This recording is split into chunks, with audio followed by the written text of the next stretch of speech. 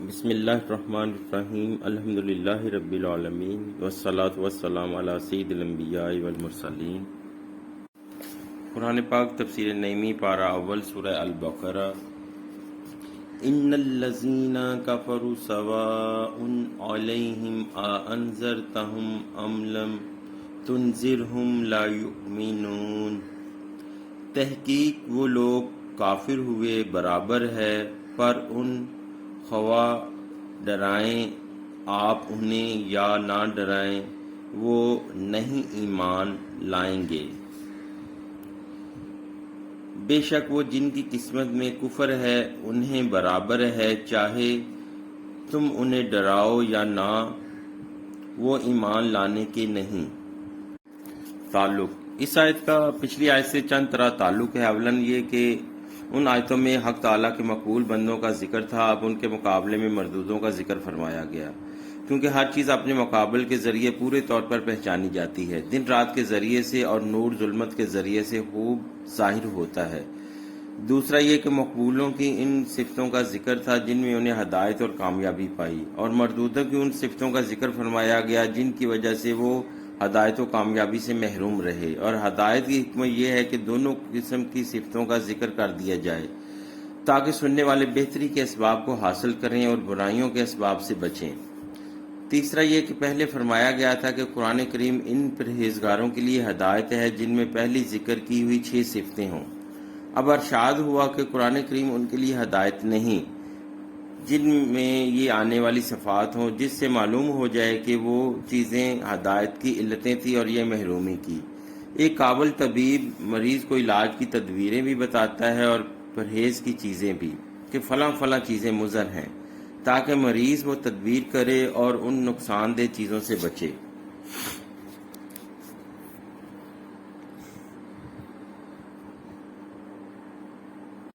شان نزول یہ آیت کریمہ ابو جہل و ابو لہب وغیرہ ان کفار کے حق میں نازل ہوئی جو علم الہی میں ایمان سے محروم تھے۔ حضور صلی اللہ علیہ وآلہ وسلم ان کے ایمان نہ لانے سے غمگین ہوتے تھے۔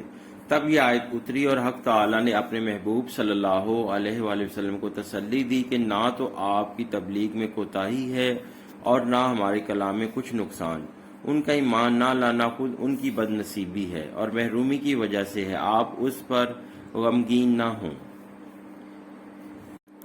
تفسیر ان اس کے معنی ہے تحقیق یا بے شک۔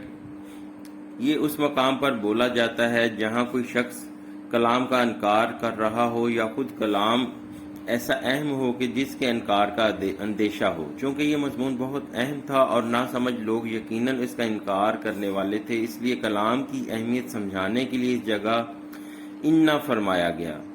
الذین سے یا تو خاص لوگ مراد ہیں جیسے ابو جہل، ابو لہب اور ولید ابن مغیرہ وغیرہ، اور یا عام وہ کفار مراد ہیں جن کی ضد اور ہٹ درمی ان کی طرح ہو۔ خیال ہے کہ قرآن پاک کی عبارت کے عموم کا لحاظ ہوتا ہے، نہ کہ واقعہ نزول کے خصوص کا، یعنی اگرچہ یہ آیت خاص چند لوگوں کے حق میں اتری لیکن چونکہ اس کے الفاظ عام ہیں اس لیے اس آیت سے وہ سب مراد ہو سکتے ہیں جو ازلی کافر ہوں۔ کافر و کفر سے بنا ہے، کفر کے لغوی معنی ہے چھپانا اور ڈھکنا ہے، اس لیے چھلکے کو کفور کہتے ہیں کیونکہ وہ مغز کو ڈھانپے ہوتا ہے۔ کافور کو بھی کافور اس لیے کہتے ہیں کہ اس کی بو تمام بوؤں کو ڈھک لیتی ہے۔ شریعت میں کفر کے معنی یہ ہے کہ اللہ کے وجود یا اس کی توحید یا کسی نبی کی نبوت یا دینی ضروریات میں سے کسی چیز کا انکار کر دینا۔ دینی ضروریات وہ چیزیں ہیں جن کو عام مسلمان جانتے ہوں کہ وہ دینی چیزیں ہیں، یا وہ کہ جن کا جاننا دین میں داخل ہونے کے لیے ضروری ہو۔ تو سمجھو کہ جس چیز کو مان کر انسان مسلمان ہوتا ہے اس کا انکار کر کے کافر بن جاتا ہے۔ بعض کام وہ ہیں جن کو شریعت نے دین کے انکار کا نشان قرار دیا، جیسے زنا، ربا باندھنا اور سر پر ہندوانی چوٹی رکھنا وغیرہ۔ یہ کام بھی کفر ہیں کیونکہ اس سے معلوم ہوتا ہے کہ ان کا کرنے والا بے دین ہو چکا ہے۔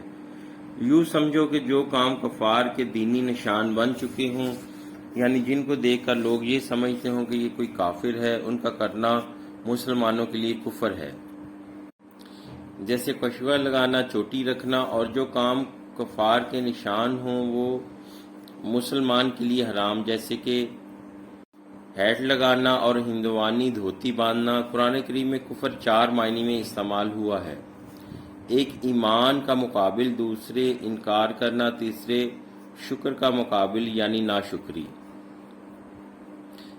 جیسے وَاشْکُرُوا لِی وَلَا تَکْفُرُونَ، چوتھے بیزاری، جیسے یکفر بعضکم ببعض۔ یہاں پہلے معنی مراد ہیں کیونکہ اس سے پہلے ایمان کا ذکر ہو چکا ہے۔ کفر 4 طرح کا ہے۔ کفر انکار وہ یہ ہے کہ خدا تعالیٰ کو جانے ہی نہیں، جیسے کہ رب سے بے خبر کفار۔ دوسرے کفر یہ کہ رب کو دل سے جانے مگر زبان سے اقرار و اعتراف نہ کرے، جیسے کہ ابلیس اور ضدی کافروں کا کفر۔ تیسرے کفر عناد وہ یہ کہ دل سے جانے، کبھی زبان سے بول دے لیکن کسی وجہ سے اس کی اطاعت نہ کرے، اور جیسے کہ آج کل کے وہ ہندو وغیرہ کے جو حضور صلی اللہ علیہ وآلہ وسلم کی نعتیں لکھتے ہیں اور ان میں حضور صلی اللہ علیہ وسلم کی حقانیت کا اقرار کر جاتے ہیں لیکن مسلمان نہیں ہوتے۔ چوتھے کفر نفاق وہ یہ کہ زبان سے اقرار کرے اور دل میں اعتقاد نہ ہو۔ یہاں دوسری قسم کا کفر مراد ہے۔ اس میں بہت گفتگو کی گئی ہے کہ یہاں کون سا کفر اور کون سے کفار کی طرف اشارہ ہے، کیونکہ تمام کافر تو ایسے نہ تھے جن کے ایمان سے نا امیدی ہو۔ سدھا کافر مسلمان ہوئے اور یہاں مایوسی کا اظہار فرمایا جا رہا ہے۔ اس لیے بعض علماء کرام فرماتے ہیں کہ اس سے مراد وہ کافر ہیں جو ضد کی وجہ سے کافر ہوئے، بعض تو بے علمی کی وجہ سے کافر رہے اور بعض شبہات کی وجہ سے۔ ان دونوں کے ایمان کی امید ہوتی ہے، اگر ان کو اسلام کا صحیح علم ہو جائے یا ان کے شبہات دور ہو جائیں تو وہ ایمان لے آئیں۔ لیکن بعض ایسے ہوتے ہیں کہ ہر بات کو جان کر سمجھ کر محض ضد اور ہٹ دھرمی کی وجہ سے اسلام قبول نہیں کرتے۔ ان کے ایمان کی کوئی امید نہیں، کیونکہ ضد کا علاج کسی عالم کے پاس اور وہم کی دوائی کسی طبیب کے پاس نہیں۔ ضد کی چند وجہ ہوتی ہیں، ایک یہ کہ راہبر کی ذات سے عناد ہو تو وہ اس کی ہر بات کا انکار ہی کرتا ہے۔ دیکھو ابلیس حضرت آدم علیہ السلام کے حسد و عناد کی وجہ سے کافر ہوا تو رب کا حکم سجدہ سن کر فرشتوں کو سجدے کرتے دیکھ کر بھی ایمان نہ لایا، کیونکہ کلام کا اثر متکلم کی عظمت سے ہوتا ہے۔ عشق مصطفیٰ دل میں کفر آئے نہیں دیتا، عشق مصطفیٰ دل میں کفر آنے نہیں دیتا، عداوت مصطفیٰ دل میں ایمان آنے نہیں دیتی۔ دوسرے اپنے کافر باپ دادوں کی بیجا حمایت کے ان کی ہر بات مانیں گے، خواہ وہ غلط ہو یا صحیح۔ تیسرے خود اس فرمان سے ضد جو رہبر فرما رہا ہے۔ یہ تینوں قسم کے ضدی لوگ ایمان سے یکسر محروم ہیں۔ بعض علماء فرماتے ہیں کہ اس عالم کے علاوہ ایک اور عالم بھی ہے جسے امثال یا عالم غیب کہتے ہیں۔ جو کچھ یہاں ہو رہا ہے یا ہونے والا ہے وہ سب کچھ پہلے ہو چکا ہے، گویا کہ عالم ظہور یا عالم شہادت اس عالم غیب کا سایہ ہے۔ تو ان سے مراد وہ لوگ ہیں جو عالم امثال میں کافر ہو چکے ہیں، یعنی ازلی کافر۔ اسی کی طرف وہ حدیث شریف اشارہ کرتی ہے جس میں فرمایا گیا کہ تمام روحیں مثل چیونٹی کے حضرت آدم علیہ السلام کی پشت سے نکالی گئیں، جن میں سے بعض سفید اور بعض کالی تھیں۔ نیز حدیث معراج میں آتا ہے کہ حضور صلی اللہ علیہ وآلہ وسلم نے حضرت آدم علیہ السلام کو اس حال میں دیکھا کہ ان کے دائیں بائیں روحیں تھیں، داہنی طرف دیکھ کر خوش اور بائیں طرف دیکھ کر غمگین ہوتے تھے۔ حضرت جبرائیل علیہ السلام نے عرض کیا کہ یہ ان کی اولاد کی روحیں ہیں، داہنی طرف مومنین اور بائیں طرف کفار ہیں۔ غرض کے دوسرے عالم میں 2 قسم کے لوگ تھے، بعض کافر اور بعض مومن۔ یہاں وہی کفار مراد ہیں۔ بعض علماء کرام فرماتے ہیں اس سے وہ کفار مراد ہیں جن کے متعلق علم الہی میں آ چکا ہے کہ کافر مریں گے۔ اس کے متعلق بھی مختلف احادیث وارد ہیں۔ بہت سے وہ لوگ جو اس وقت مومن ہیں مگر حق تعالیٰ کے علم میں وہ کافر ہیں، اور بہت سے وہ لوگ ہیں کہ جو بظاہر یہاں کافر ہیں اور حق تعالیٰ کے علم میں مومن ہیں۔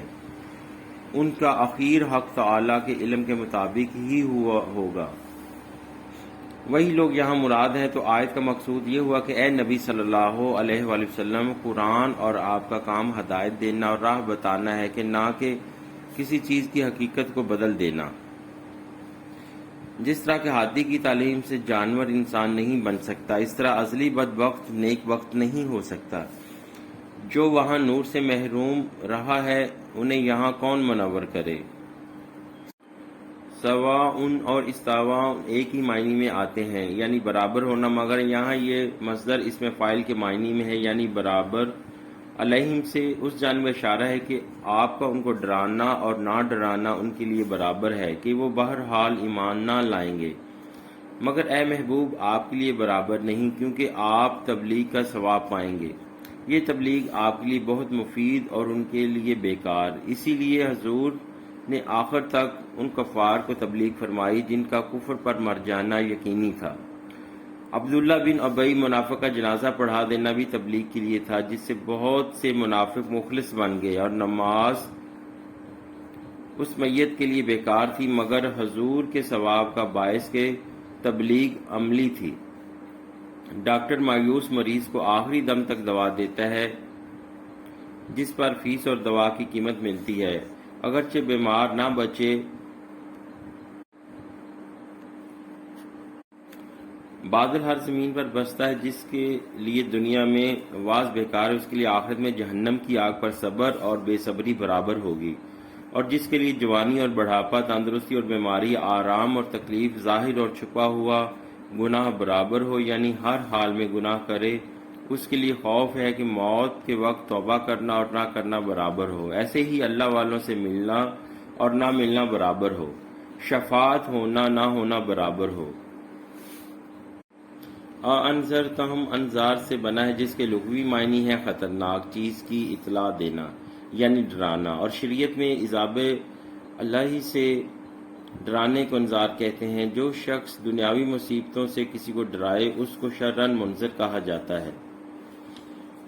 نبی ڈراتے بھی ہیں اور خوشخبریاں بھی دیتے ہیں، اس لیے ان کو نذیر اور بشیر کہا جاتا ہے۔ اس آیت میں فقط ڈرانے کا ذکر فرمایا گیا، مگر بشارت کا ذکر نہ ہوا، اس لیے کہ انسان ڈر سے زیادہ اطاعت کرتا ہے۔ بڑے سے بڑا مجرم جیل خانہ کے خوف سے جرم سے باز آتا ہے۔ مثل مشہور ہے کہ حجت وہاں کام آتی ہے جہاں بات کام نہیں آتی۔ جب ان بے دینوں کے لیے ڈرانا ہی مفید نہ ہوا تو بشارت کیا فائدہ دے گی؟ اس لیے ڈرانے کے ساتھ بشارت کا ذکر نہ فرمایا گیا، نیز ڈرانا مقدم اور بشارت بعد میں، جب وہ اس درجہ سے نکلے ہی نہیں اور بشارت کی حد میں ہی نہ آئے تو انہیں بشارت کس طرح دی جا سکتی ہے؟ لا یؤمنون میں غیب کی خبر ہے، اور یہ خبر بالکل سچی بات ہوئی کہ آخر کار وہ لوگ ایمان نہیں لائے۔ اس جگہ یہ فرمایا گیا کہ وہ ایمان نہ لائیں گے، اور یہ نہ کہا گیا کہ وہ ایمان لانے پر قدرت نہیں رکھتے، تاکہ یہ معلوم ہو کہ ان کا یہ کفر اختیاری ہے، وہ اس میں مجبور نہیں ہیں، کیونکہ علم الہی میں یہ آیا ہے کہ وہ اپنی خوشی اور اپنے اختیار سے کافر رہیں گے۔ تو جس طرح ان کا کافر رہنا یقینی ہے، اس طرح ان کا مختار بننا بھی یقینی ہے۔ مجبور و معذور کو حق تعالی عذاب نہیں دیتا۔